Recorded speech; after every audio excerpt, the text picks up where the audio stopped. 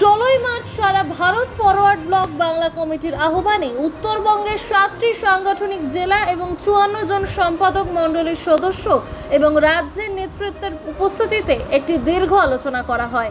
এরপর সাংবাদিকের মুখোমুখি হয়ে ফরওয়ার্ড ব্লকের অন্যতম নেতা গোবিন্দ রায় বলেন, আগামী কয়েক মাস আমাদের লাগাতার কর্মসূচি চলবে। তার মধ্যেই 11 এপ্রিল কার্যালয়কে সামনে রেখে উত্তরকন্যা অভিযান করা হবে।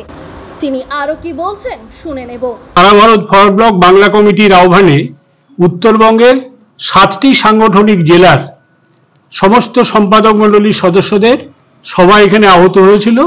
তাতে সাধারণ সম্পাদক উপস্থিত আছেন, আমাদের সম্পাদক মণ্ডলীর সদস্য শ্রীমন্ত মিত্র মালদার থেকে, অক্ষয় ঠাকুর উপস্থিত আছেন, ইন্দ্রজিৎ সিনহা উপস্থিত আছেন।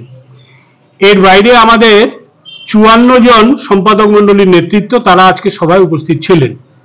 এই সভায় দীর্ঘ আলোচনার মধ্য দিয়ে সিদ্ধান্ত হয়েছে যে আগামী কয়েক মাস আমাদের লাগাতার কর্মসূচি, যেমন 11 এপ্রিল দিল্লি অভিযান, সেই উপলক্ষে 22 থেকে 25 মার্চ এলাকা এলাকা আমাদের প্রচার অভিযান।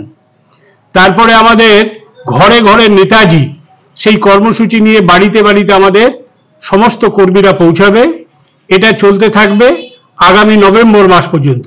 নভেম্বর মাসে আমাদের শিলিগুড়িতে উত্তরকন্যাকে সামনে রেখে, তিস্তা ভবনকে সামনে রেখে, সেচ ব্যবস্থার জন্য যে তিস্তা ভবন, একে অভিযান করে আমরা ডাক দিয়েছি 21 নভেম্বর শিলিগুড়ি চলো। তার প্রচার গোটা উত্তরবঙ্গ জুড়ে সংগঠিত হবে। এই আন্দোলনের কর্মসূচিগুলো আজকের সভায় গৃহীত হয়েছে। আমরা আশাবাদী এই আন্দোলনের মাধ্যমেই নির্বাচনী প্রচারের কাজ এগিয়ে নিয়ে যাব।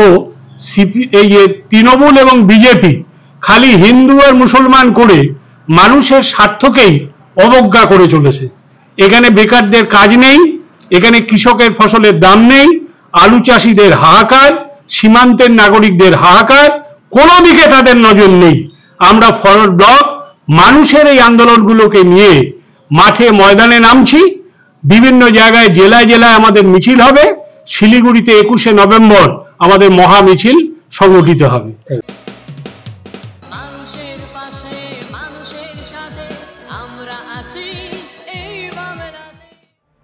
আপনারা দেখছেন সংবাদ শিরোনাম। দেখলেন তো অনেক কিছু, এবার দেখুন নতুন কিছু।